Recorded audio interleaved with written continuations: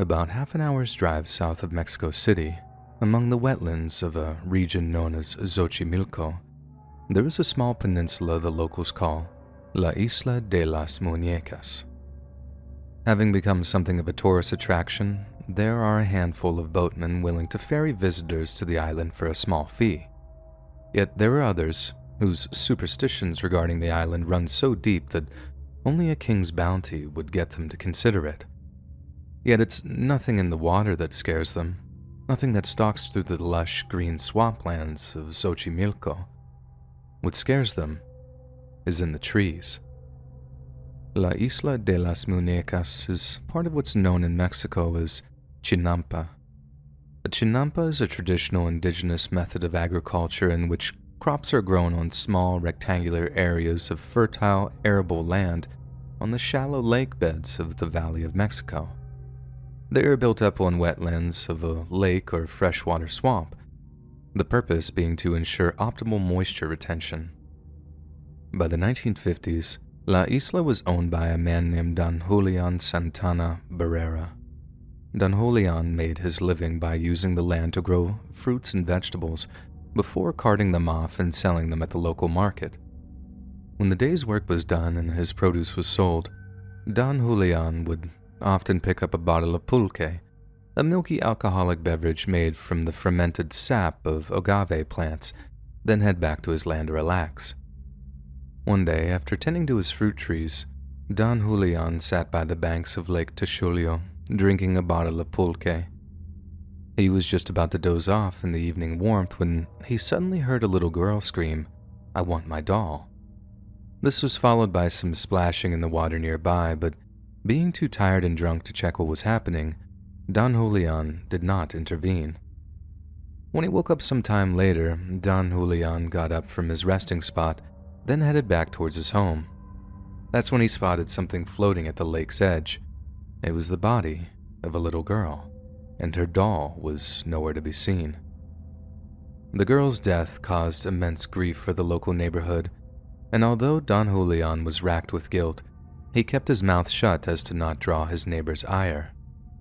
Then, in the days that followed, Don Julian was once again on La Isla, tending to his crops when he heard a voice coming from the trees. It was the voice of a little girl, speaking softly and slowly, but the sound sent shivers up Don Julian's spine. Quiero mi muñeca. I want my doll. The voice sounded eerily familiar to that of the little girl who had drowned in Lake Texulio, but that was impossible. She was dead. Yet Don Julian felt his skin crawl when he heard the voice again, only this time, it was right behind him. Don Julian spun around, but there was no end to be seen. Nothing but his fruit trees and vegetable plots. He was shaken, but persisted in his work, and when the rest of the day passed without incident, he started to believe he'd simply imagined the whole thing. Yet when Don Julian finished his work and fetched a bottle of pulque, he headed down to the lake's edge to relax, and he saw something that made his blood run cold. It was a little girl's doll floating in the water in almost exactly the same place as its owner had been. Don Julian was terrified, but he was also consumed by his guilt. And so, in an attempt to appease the angry spirit of the departed little girl, he fished the sodden doll out of the water and tied it to one of his fruit trees. He hoped that the gesture might allow the girl to rest in peace, a way to communicate how sorry he was that he hadn't been there to save her life, and for a while, it seemed to work. But one day, just as Don Julian was beginning to feel comfortable walking through his fruit groves again, he heard the old familiar voice that turned his blood to ice. Quiero mi muñeca. Over the years that followed, Don Julian brought hundreds of dolls onto La Isla, tying each to the trees of his fruit groves in the hopes that it would soothe the little girl's restless spirit. Whatever name he'd called the place before that time was long forgotten, when it took on a new name, La Isla de las Muñecas, or the Island of the Dolls. No matter how many dolls Don Julian tied to the trees, The hauntings continued, and even today, some of the locals are wary of La Isla, especially at night. But it's not just the ghosts of the little drowned girl they're scared of. You see, on the day he died, Don Julian walked down to the lakeside, the same place he'd found the girl's body, the same place he'd then found her doll. When he arrived, he lay down in the grass, closed his eyes, and passed away. Some say he was hoping to gain the same spiritual longevity as the little drowned girl, using the sight of her death as a kind of anchor to keep his spirit from passing into the next world. It's easy to dismiss such a thing as mere legend, yet what's undeniable is the sense of fear and reverence certain people seem to have for the Island of the Dolls. You might not believe such a story, but the locals certainly do. So much so they've carried on the tradition of rowing out to the island to hang dolls from the trees, all in the hopes that the angry spirit of a drowned little girl might finally find peace in death.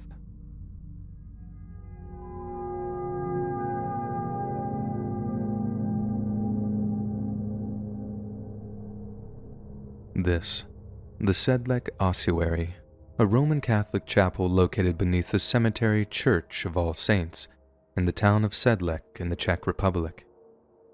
In the late 13th century, the abbot of a Sedlec monastery was dispatched to the Holy Land on the orders of King Ottokar II of Bohemia. Sometime later, the abbot returned with a small leather pouch full of earth he had collected from Golgotha, a place where Christ was supposedly crucified. The abbot then sprinkled the earth on the abbey's cemetery, an act considered so pious that soon Sedlec was one of the most popular burial sites in all of Christendom. With the arrival of the Black Death in the mid-14th century, the Hussite Wars of the early 15th, the population of the departed swelled immeasurably, and the cemetery itself began to rapidly expand. By the year 1511, the cemetery was completely and utterly filled, and there was no way to further expand it. To remedy this morbid problem, the grisly task of exhuming and stacking the bones of the dead was given to the half-blind monk, who carried the remains into the ossuary and rather unceremoniously dumped them on the floor. It would take almost 400 years for anyone to create order out of the calcium chaos when, in 1870, a local woodcarver was given the task of decorating the ossuary with the bones of the dead, and this is the result. The woodcarver even used the bones of the deceased to inscribe something of a signature so that all would know whose mind was macabre enough to create something so morbidly magnificent. He even recreated the family crest of his patrons, the Schwarzenbergs, using only skeletal remains. All in all, the Sedlec Ossuary is a living monument to humanity's fascination with death and decay. Yet instead of presenting death as something we should fear, the design of the ossuary is such that we are intended to venerate it, to glorify the return of created to the Creator, at least if you believe in that sort of thing.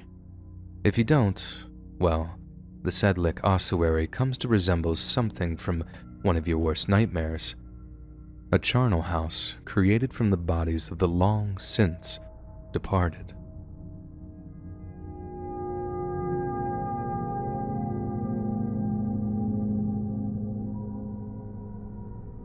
On the Japanese island of Shikoku, there lies a village in the Iya Valley named Nagoro. Straddling Route 439 in a remote mountainous area, Nagoro once had a population of around 300 people. But by the year 2015, thanks to Japan's sharp decline in population, Nagoro was left with just 35 occupants, which further fell to just 27 by September of 2019. It might look like some of the people in the photograph are just a handful of this remaining 27, so it's actually quite frightening when you learn that none of the people in the picture are actually real. In the early 2000s, a woman named Tsukimi Ayano, whose own family had migrated from the village back when she was a baby, ended up returning to the village. She found the sense of abandonment extremely depressing, and its negative effect on the local community was palpable.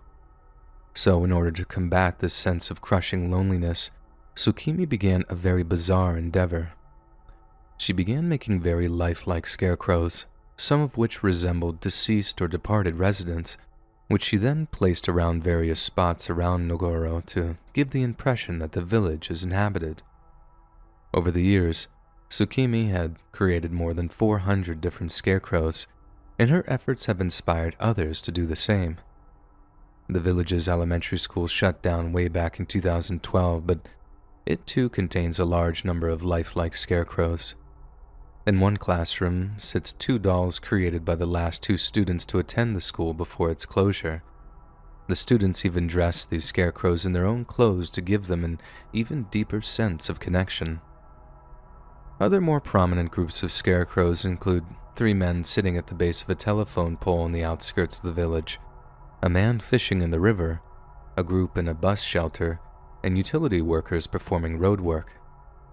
Naturally, the village has become a rather popular tourist attraction and is frequently documented in TV shows dedicated to the stranger sides of Japanese culture and history. And although not strictly malevolent in its nature, visiting Nagoro without knowing its story would make for a very unnerving experience indeed.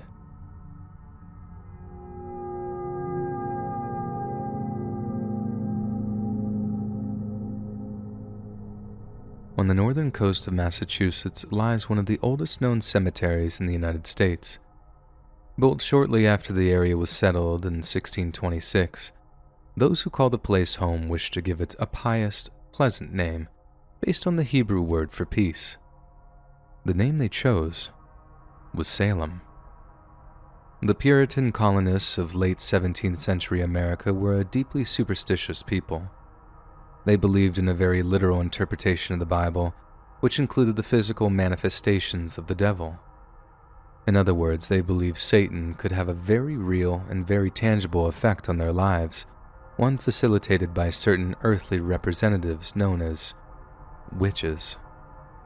In the year 1668, well-respected English philosopher Joseph Glanville published a work known as Against Modern Sadducism. In it, he claimed to have proven the existence of witches, ghosts, and an otherworldly supernatural realm, and argued that anyone who denied the existence of such things was a heretic. Glanville also argued that demons were alive and lived among us, disguised in human form. Given that Glanville was considered a scholar of high esteem, having graduated from Oxford University, his treatise caused widespread panic and terror among a barely educated population. When the first copies of Against Modern Sadducism made its way across the Atlantic, rumors of witchcraft had a devastating effect on the population of New England. An influential minister named Cotton Mather, who preached out of Boston's North Church, was a passionate believer in the imminent threat of witchcraft. In his 1689 book, Memorable Providences Relating to Witchcrafts and Possessions, Mather claims to have witnessed the effects of witchcraft on a Boston masonry worker named John Goodwin. Mather described how the Goodwin family's eldest child had stolen some linen from a washerwoman named Goody Glover. Not long after the theft, the Goodwin children began to suffer violent fits, or what were described at the time as the disease of astonishment. They also complained of random pains in their body and suffered manic episodes in which they attempted to harm themselves or those around them. Mather explained that prayer and penance rid the children of their symptoms, but that Goody Glover was to blame, having cast a malevolent spell over the children in revenge for stealing her linen. It might sound like utter nonsense now, but back then, the word of clergymen was pretty much taken as gospel. So, by the time it trickled up to Salem, it proved just enough to burst the metaphorical dam. You see, by 1692, unlike its namesake, Salem was anything but peaceful. Its citizens were racked with internal disputes involving property lines, grazing rights, and church privileges.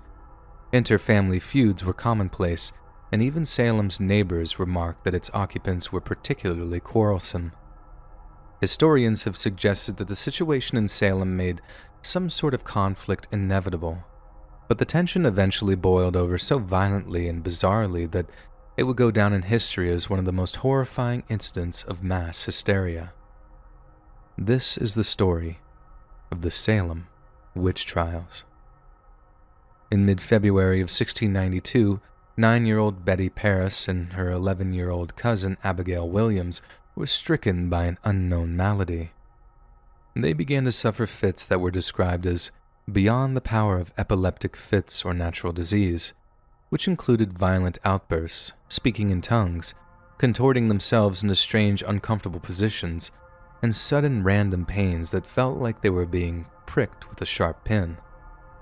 Shortly afterwards, two 12-year-old girls named Anne Putnam Jr. and Elizabeth Hubbard also began to suffer from a similar mystery affliction, and the apparently virulent spread of the illness terrified local authorities.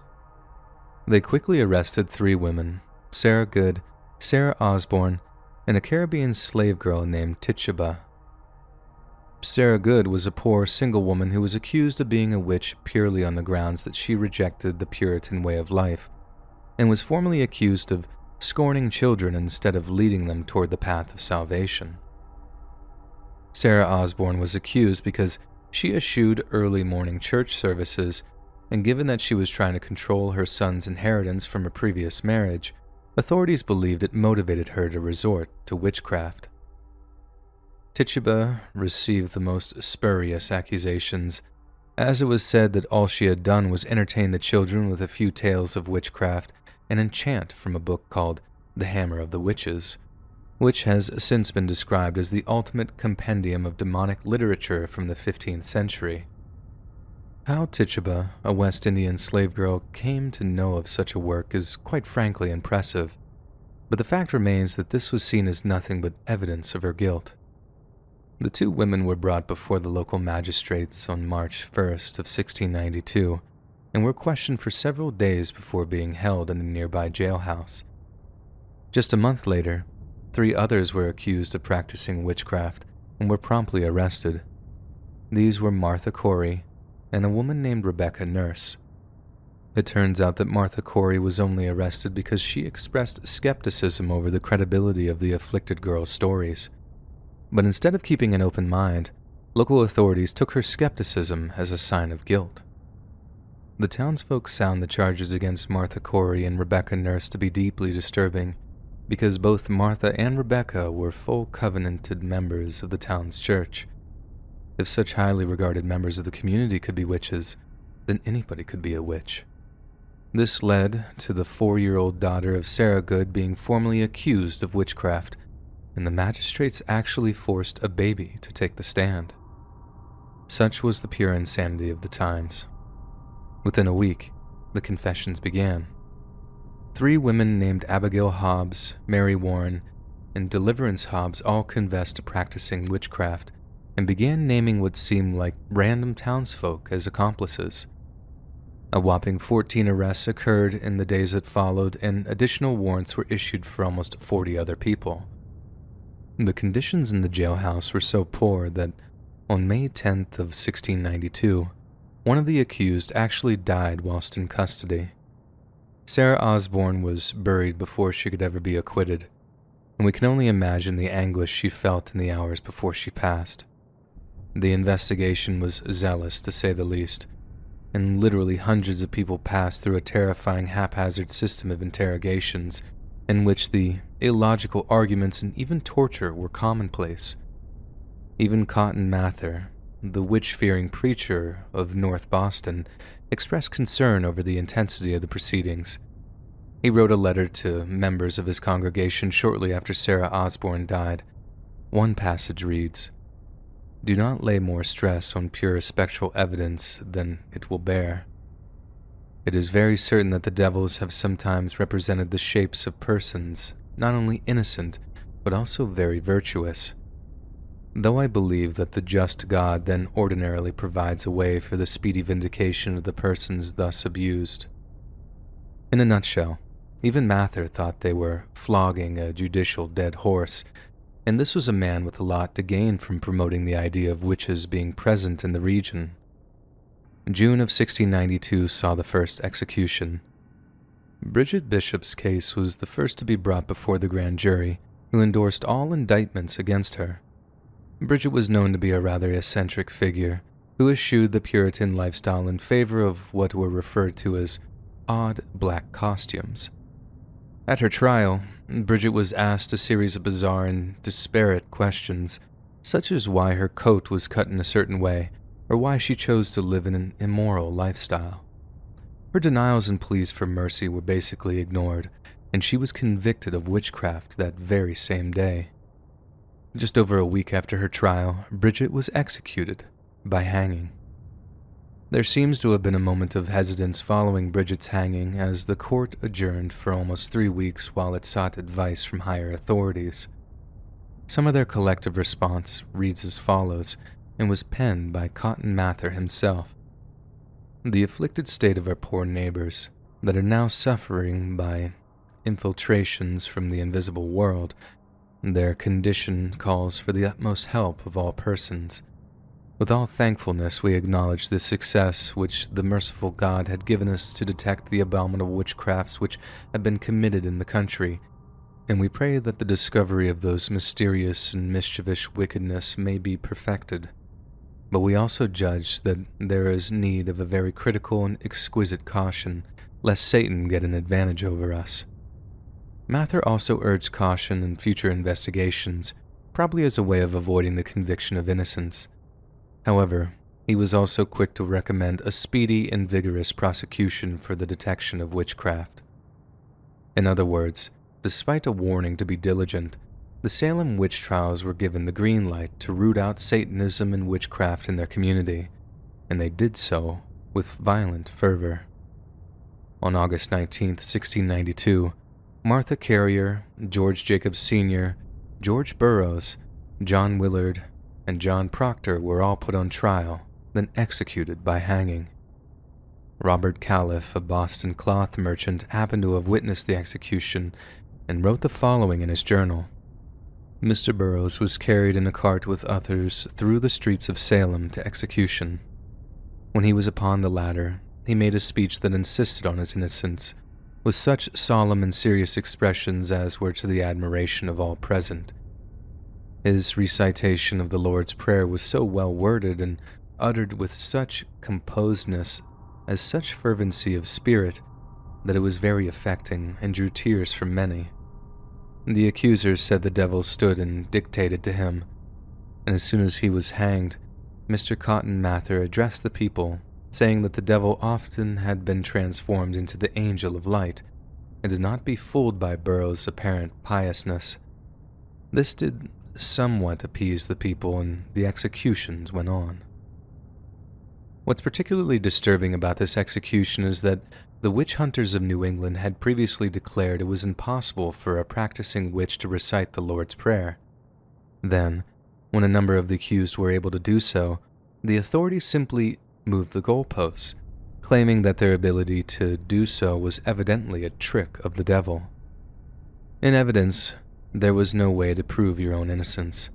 All it took was an accusation, and the court would simply bend and shift their argument to ensure a guilty verdict, and subsequently execution by hanging. By September of 1692, 18 more people had been formally accused of witchcraft, including a man named Giles Corey. Both Giles and his wife had been accused of making a pact with the devil, and filled with righteous indignation, Giles refused to make a plea at his trial. According to 17th century law, a person who refused to plead could not be tried, so in order to avoid a mistrial, the legal remedy for refusing to plead was known as pressing. In preparation, prisoners were detained in a dark jail cell, stripped completely of their clothes, and large wooden boards were laid on their bodies. After that, extremely heavy rocks or boulders were placed on the boards until the prisoners suffered a great amount of pain. They were then left there to endure the agony, fed only a few handfuls of moldy bread and dirty water, until they either entered a plea or passed away. According to witnesses, Giles Corey was given one last chance to enter a plea and save himself from a dreadful ordeal. He refused and willingly lay down on the ground as the process of pressing began. He didn't cry out in pain, nor did he beg for mercy. He simply lay there, wrecked with pain for 2 whole days. On the 3rd day, Giles was asked if he'd like to change his plea. He was in a terrible state by then, and the magistrate had to lean down close to him in order to hear his answer. He observed that Giles had been crushed so badly that his tongue had been forced out of his mouth, and it said the magistrate had to force it back into Giles' mouth in order to hear him speak. His answer would go down in history as one of the most steadfast but haunting examples of non-violent protest. Instead of mercy, Giles Corey asked the magistrates for more weight. The magistrate was enraged and complied with his request with gusto. Giles passed away around noon on the 19th of September 1692, with his wife Martha being hanged 3 days later. Because she had been officially convicted of being a witch, she was excommunicated by the church and denied a proper burial. After she died, her body was simply tossed in a shallow, unmarked grave as the bloodthirsty crowds dispersed. All in all, 19 of Salem's 17th century residents were executed by hanging in what was the deadliest witch hunt in the history of colonial North America. Most of those killed were convicted solely on what was known as spectral evidence, which is the accuser claiming to see the apparition or the shape of a person who was apparently afflicting them. As a result, a nightmare scenario existed in which a person's alibi was deemed completely inadmissible. It didn't matter if you weren't at the scene of the crime, you could still be guilty of it. What's more, some of those accused and executed were simply people who tried to calm the hysterical townsfolk and prevent wrongful executions. For example, a man named John Proctor was hanged on August 19th of 1692, his only crime being defending his wife, who had in turn been accused of witchcraft during early stages of the trials. Proctor had also called out spectral evidence as the nonsense that it was, but seizing on the opportunity to appear more pious, a former servant girl of Proctor's named Mary Warren accused him of forcing her to place her hand on the devil's book. Obviously, the accusation was almost definitely a false one, but in the maelstrom of terror and suspicion that gripped the town, the obvious was lost on both the people and the magistrates. The first signs that an obvious mistake had been made came very soon after the hangings, but was repressed for quite some time. 3 years later, after the Salem witch trials, a high-profile Quaker named Thomas Maule wrote, "It would be better that 100 witches should live than that one innocent person be put to death." Naturally, he was subsequently accused of witchcraft and imprisoned for 12 months before he was found not guilty.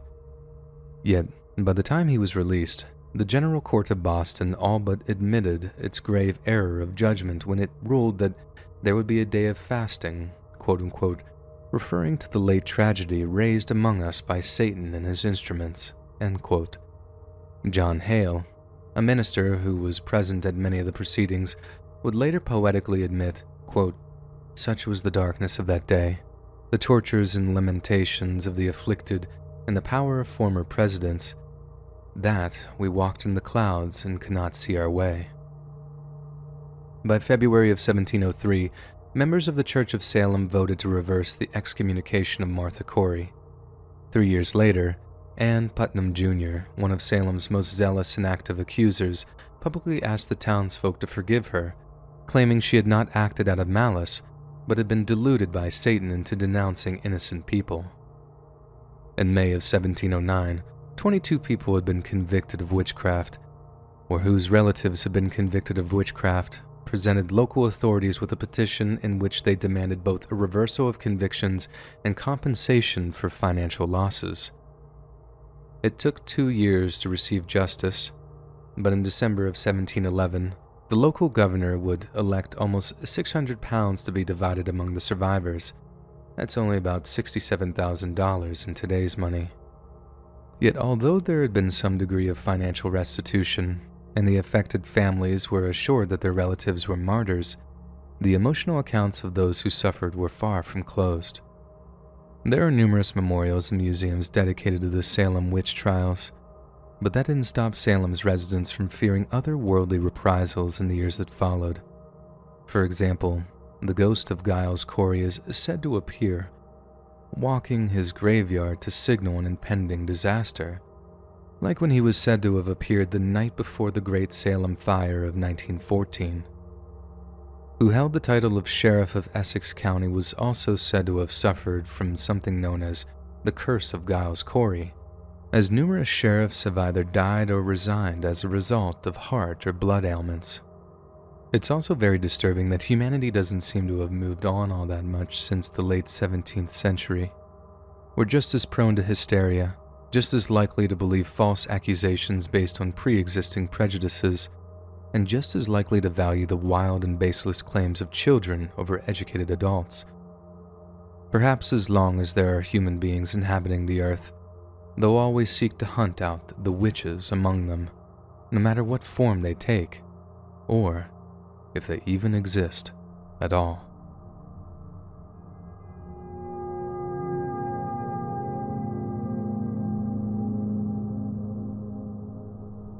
The ruins in this photograph look like they could be almost anywhere on Earth.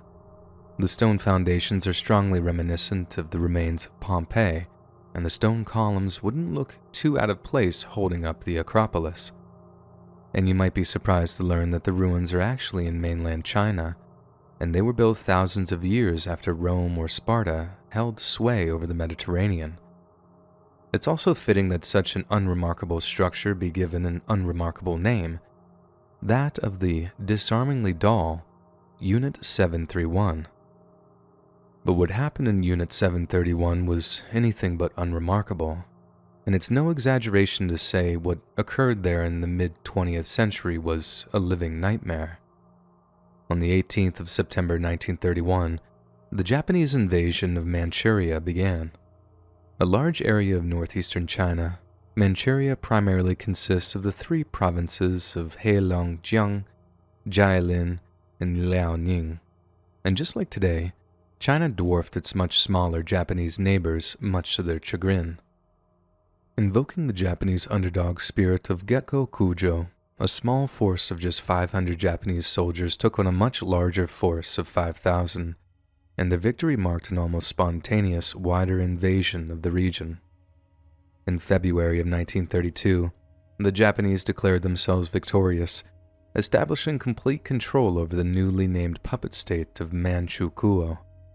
And it was here that a Dr. Shiro Ishii would find himself posted. Surgeon General Shiro Ishii was the chief medical officer of the Imperial Japanese Army, and was commanding officer of the Epidemic Prevention Research Laboratory. During his service, Ishii had spent 2 years abroad researching the medical capabilities of various Western militaries. It was on this trip that he became morbidly fascinated by the multitude of chemical and biological warfare programs each country had in place, particularly the gas attacks of World War I, and when he returned to Japan, he insisted his own country follow suit. His compelling arguments caused Army top brass to greenlight the creation of a secret unit known only as Unit Togo, who based themselves at the Zongma prison camp on the South Manchuria Railway. But Zongma was no ordinary prison camp, as its occupants discovered to their boundless detriment. On their arrival, prisoners of the Zongma prison camp couldn't believe their luck. While most Chinese prisoners of war were on a diet of just water and plain rice, the Zongma prisoners were stunned to find the mess halls filled with fresh meat and fish, rice and bread, or even the occasional ration of alcohol. Stories of the Japanese military's cruelty towards prisoners were widespread, so the prisoners of Zongma must have been pleasantly surprised at their generosity. Perhaps some of their number must have had suspicions that the conditions were too good to be true, but found no solace in their vindication, because the prisoners were being kept in peak physical condition so they could be experimented on. Over the weeks that followed, handfuls of prisoners were selected for what were called special work assignments in the surrounding countryside. They were never seen again. Instead of being assigned to farm work or mining expeditions, which would explain why they were being fed so well, Those unfortunate enough to be selected were starved, deprived of water, and slowly drained of blood to weaken their immune system. Japanese military scientists made notes of the deterioration of their bodies, all before deliberately infecting the wasting prisoners with virus or bacteria, some of which included bubonic plague. As they died in their hundreds, Japanese scientists coldly and clinically made notes on their worsening conditions and deaths, even performing vivisections on an unlucky few, slicing opening their abdominal cavities while they were still alive to observe their festering organs with the naked eye. However, the experiments were cut short in the fall of 1934, when a series of prison breaks and sabotage attempts made for unworkable scientific conditions. Yet to Japanese high command, General Ishii's experiments had yielded such incredible results that he and his pet projects were to receive a rather drastic upgrade. He and his team were given a much larger facility in a place called Pingfang, just 15 miles south of the city of Harbin, and they called it Unit 731. Although the site itself was called Unit 731, the official code name for Ishii's experiments was Project Maruta. But this time, in addition to using Chinese prisoners of war, General Ishii began gathering test subjects from the local populace. The idea was to get a cross-section of society, not just fighting-age males, so that a wider and more reliable array of results could be collected. These included the elderly, infants, mentally and physically disabled people, and even pregnant women. General Ishii's medical team comprised of around 300 researchers, doctors and bacteriologists, with Ishii noting that the best of them came from animal testing backgrounds, as they were already desensitized to the horrors of live mammalian experimentation. But even so, attempts were made to protect the mental health of the team members. For example, test subjects were referred to as logs instead of patients or people, and if a test subject died, the staff would refer to the death as a fallen log. This kind of language gave rise to the cover story that the facility was actually a lumber mill, thus keeping the entire project shrouded in secrecy. Horrifyingly, some of the research and data gathered from the Unit 731 experiments actually made it into some peer-reviewed journals of the period. But simply changing the wording of their conclusions from human beings to long-tailed monkeys, General Ishii and his colleagues managed to trick the international community into thinking that they were conducting legitimate research and lauded them for their efforts. Yet their scientific peers had absolutely no idea of the true horrors occurring behind the scenes. But what exactly was going on at Unit 731? The unit's main purpose was being the Japanese military's primary biological weapons division, and worked to research, develop, and test a variety of terrifying, unconventional armaments. For example, Unit 731 had a team that was dedicated to breeding fleas infected with bubonic plague. These fleas were then somehow corralled into wheat, corn, scraps of cotton cloth, and sand before being dropped on the Chinese cities by low-flying airplanes. One such attack on an area of the port city of Ningbo resulted in hundreds of infections, bodily mutilations, and deaths. Chinese authorities erected a 14-foot wall around the area and enforced a strict quarantine in an attempt to isolate the infected. But later, when the infection spread out of control, the area was set aflame and burned to the ground, with all the infected and their families still trapped inside. This horrifying creative flea bomb idea eventually resulted in a concrete plan to infect the U.S. city of San Diego with the bubonic plague. The plan was scheduled for September 22nd of 1945, but thanks to the Japanese surrender on August of the same year, the fiendish scheme was thwarted. In the city of Nanking, the conditions for civilians were so dire that Japanese soldiers began to distribute food to the starving locals. They came into their droves to collect the free sacks of rice and grain.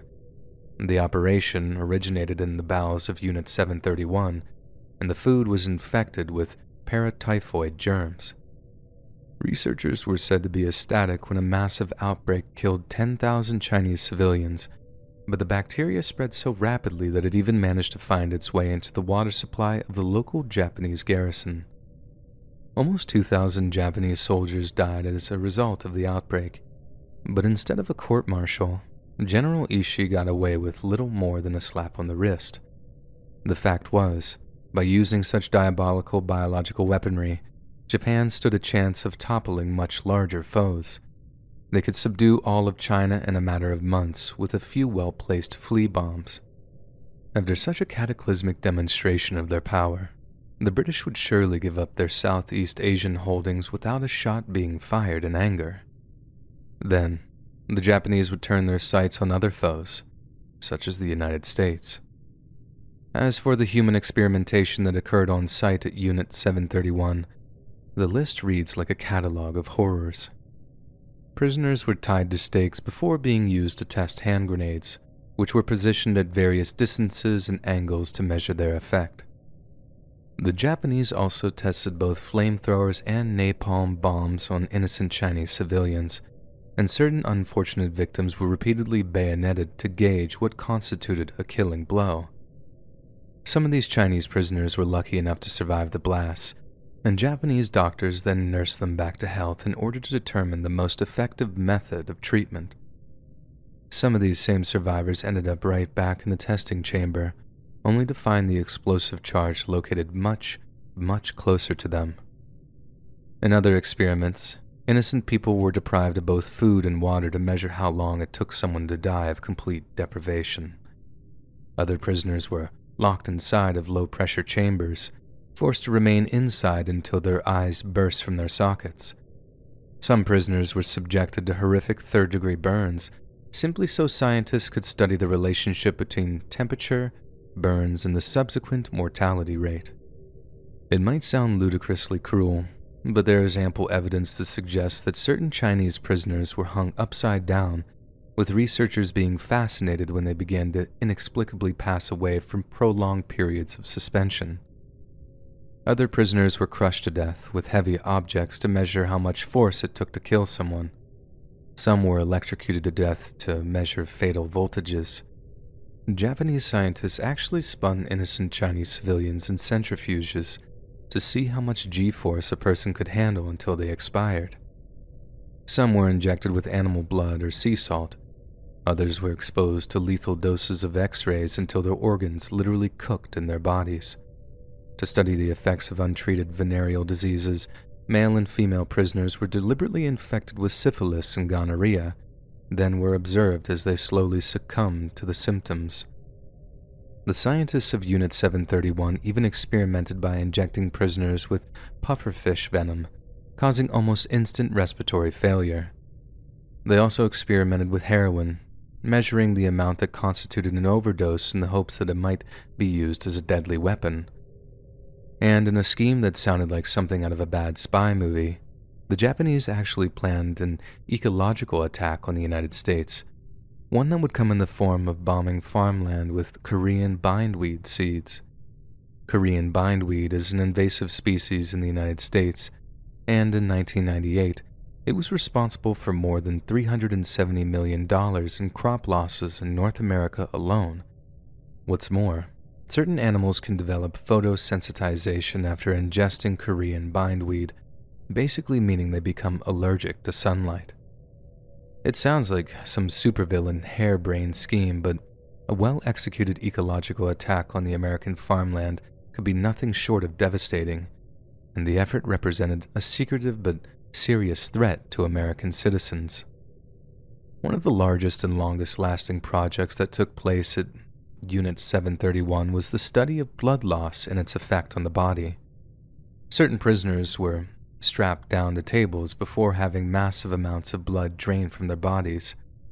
Former Unit 731 vivisectionist Okawa Fukimatsu said that in one case, at least half a liter of blood was drawn at 2 to 3 day intervals, with the venipuncture occurring over and over until the victim's body simply gave out. Scientists also performed a series of transfusion experiments, which involved giving people the wrong blood types. Former unit researcher Nao Ikeda later wrote, "In my experience, when A-type blood was transfused to an O-type subject, whose temperature was 35.4 degrees Celsius, 30 minutes later the temperature rose to 38.6 degrees with slight trepidation. 60 minutes later the pulse was 106 per minute and the temperature was 39.4 degrees Celsius. 3 hours later the subject recovered. When AB blood type was transfused to an O-type subject, an hour later the subject described nausea and a feeling of coldness in both legs." The prisoners of Unit 731 were also subjected to experiments involving chemical weapons and had an entire building full of dedicated gas chambers. Some of the gases tested included mustard gas, the skin-blistering agent lewisite, cyanide gas, and phosgene, which causes a person to drown in their own lung fluid. On occasion, prisoners were permitted to wear gas masks to test their effectiveness. Other times they were forced to stand completely nude in the sealed chambers as the skin-blistering agents burned them alive without anyone even striking a match. After the war, an anonymous member of the Unit 731 research team gave the following testimony. Quote, "In 1943, I attended a poison gas test. A glass-walled chamber about 3 meters square and 2 meters high was used. Inside of it, a Chinese man was blindfolded, with his hands tied around a post behind him. The gas was atomsite, and as the gas filled the chamber, the man went into violent coughing and convulsions and began to suffer excruciating pain. More than 10 doctors and technicians were present. After I had watched for about 10 minutes, I could not stand it anymore and left the area. I understand that other types of gases were also tested there, and the man choked on his own vomit. Researchers also tested mustard gas-filled artillery shells on tight groupings of Chinese civilians, observing the effects over time in entries that read as follows. September 7, 1940, 6 p.m., around an hour after the test. Subject is tired and exhausted. Looks with hollow eyes. Weeping redness of the skin of the upper part of the body. Eyelids swollen with excessively watery eyes that appear extremely red. September 8, 1940, 6 a.m. Neck, breast, and upper abdomen weeping, reddened, and swollen, covered with bean-sized blisters. Subjects had difficulties opening their eyes. September 8, 6 p.m. Subject feels sick. Body temperature 37 degrees Celsius. Mucus and bloody erosions across the shoulder girdle. Abundant mucus nose secretions. Abdominal pain. Mucus and blood in the urine and diarrhea. September 9, 1940, 7 a.m. Subject is almost deceased. Weakness of all 4 extremities. Very low morale. Body temperature 37 degrees Celsius. Skin of the face still weeping. And just when you thought Unit 731 couldn't get any worse, allow me to introduce Army Engineer Hisato Yoshimura. Yoshimura conducted experiments by taking Chinese prisoners outside in the dead of winter, dipping their limbs into water of varying temperatures, then forcing the prisoner to remain outside until the selected arm or leg froze solid. Then, to the prisoner's absolute horror, Yoshimura would hit the affected limbs with a hardened stick, later saying that it emitted a sound resembling that which a board gives when it is struck. The ice was then chipped away by researchers, with the affected area being subjected to various experiments such as being doused in water, exposed to the heat of fire, or simply broken off entirely. Even the other equally monstrous members of the research team seemed to think Yoshimura was beyond the pale, referring to him as a cold-blooded animal or a devil of science. One of his colleagues, Naoji Uzono, remembered when Yoshimura had put 2 unclothed men in an area 40 to 50 degrees below zero, and researchers filmed the whole process until the subjects died. The subjects suffered such agony that they were digging their nails into each other's flesh. Incredibly, after the war, Yoshimura was more than happy to talk about his time at Unit 731, and wrote an article for the Journal of Japanese Physiology in which he admitted to subjecting over 20 children including a 3-day-old infant to frostbite experiments. What's more, Yoshimura denied he had any blame to share in the atrocities that occurred at Unit 731, insisting that not only was he just a scientist, but that his work was to the benefit of humanity. It's definitely a horrifying thought that such hideously fatal human experimentation actually yielded viable results. But neither is it true that all of Unit 731's experiments were performed in the name of science. Renowned Japanese scholar Nakagawa Yonezo studied at Kyoto University during the war, and while he was there, he witnessed video footage of human experiments and executions from Unit 731, and to the horror of war crimes investigators, later claimed that there was a certain playfulness to some of the experiments. He described some of the experiments as being psychopathically sadistic, with no conceivable military application. He went on to cite one instance where a prisoner infected with syphilis was forced to sleep with another uninfected prisoner, simply to catalog the transmission. This could have easily been done without such crude methods, but such was the cruelty of the Japanese research teams. Some of the experiments had nothing to do with advancing the capability of germ warfare or of medicine, Yonezo added, but there is such a thing as professional curiosity. What would happen if we did such and such? What medical purpose was served by performing and studying beheadings? None at all. This was just playing around. Professional people, too, like to play. End quote. Towards the end of the war, General Ishii repeatedly proposed using biological weapons on the U.S. Marines invading Iwo Jima and Okinawa, but thankfully these proposals were rejected by the Japanese High Command, citing the overwhelming risk to friendly troops. Within months of these proposals, the Soviet Red Army invaded Japanese-occupied Manchuria, and Unit 731 was ordered to hastily destroy the evidence of their experiments, including their unfortunate test subjects. Around 300 of the remaining prisoners were crammed into the unit's gas chambers before scientists pumped in poisonous vapor. Another 600 were taken out into the surrounding countryside and shot. General Ishii then distributed potassium cyanide capsules to the unit's staff and soldiers, telling them to take their secrets to the grave. A small group of Japanese troops then used explosives to destroy the majority of the compound's structures, but a handful remained when approaching Soviet troops forced them to flee.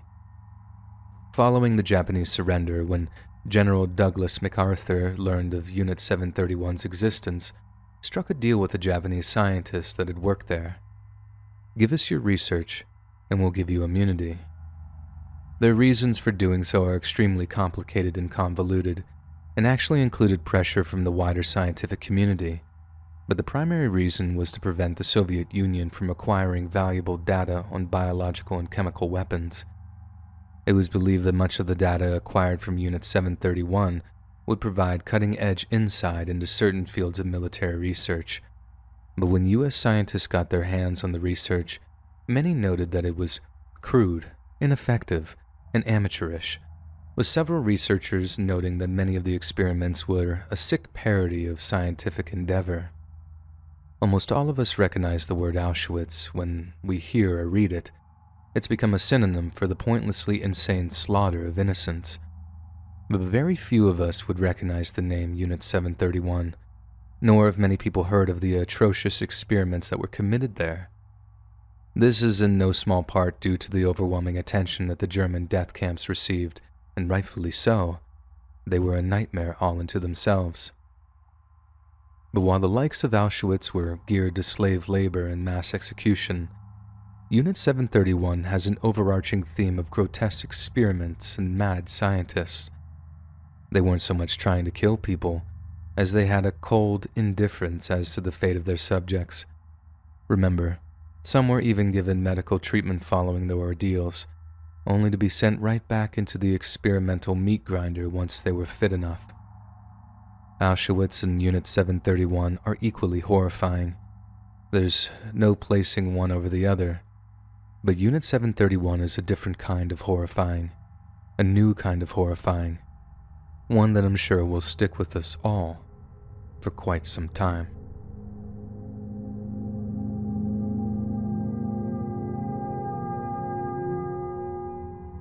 As you can imagine, many small towns in France were damaged during the Second World War.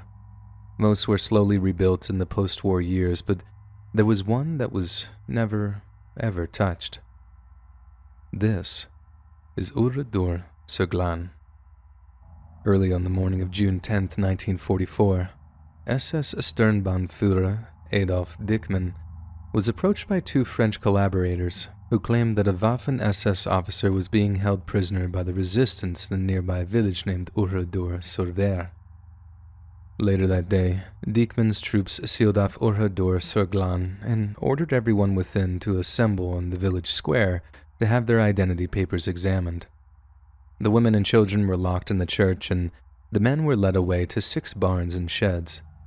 But instead of questioning them, the SS grouped the men together before hidden machine gun nests poured torrents of fire into their legs. Once they were rendered unable to move, the SS men covered them with fuel and set them alight.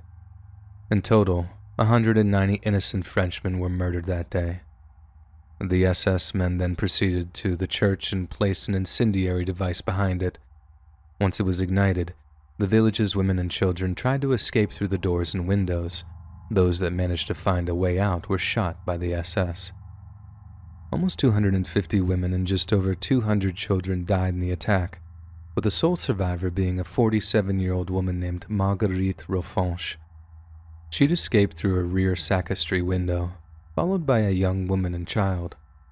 All 3 were shot, but Rofanche survived, hiding in some bushes overnight until she was rescued the next morning. The SS then spent the remainder of the day trying to completely level the village, literally trying to erase it from existence. Raymond J. Murphy, a 20-year-old American B-17 navigator who was shot down over France in late April 1944, witnessed the aftermath of the massacre. Quote, "About 3 weeks ago I saw a town within 4 hours bicycle ride up from the Gerbeau farm where some 500 men, women, and children had been murdered by the Germans. I saw one baby who had been crucified." Murphy's report was made public in 2011 after a Freedom of Information Act request by his grandson, an attorney in the United States Department of Justice National Security Division. It is the only account to mention crucifying a baby. One historian concludes that the addendum is a true statement by Murphy and that the town, not named in Murphy's report, is very likely Oradour-sur-Glane. After the war, General Charles de Gaulle decided the village should never be rebuilt, but would remain a memorial to the cruelty of the Nazi occupation. The new village of Oradour-sur-Glane, northwest of the site of the massacre, was built after the war. The ruins of the original village remain as a memorial to the dead and to represent similar sites and events. Hey friends, thanks for listening. Click that notification bell to be alerted of all future narrations. I release every Monday, Wednesday, and Friday at 7 p.m. Eastern Standard Time. If you got a story, be sure to submit them to my subreddit, r/letsreadofficial, and maybe even hear your story featured on the next video. And if you want to support me even more, grab early access to all future narrations and bonus content over on Patreon, or click that big join button to hear about the extra perks offered for the channel. And check out the Let's Read podcast, where you can hear all of these stories in big compilations and save huge on data, located anywhere you listen to podcasts. Links in the description below. Thanks so much, friends. And remember, when you're gone, you have to respond to the Ouija summoning.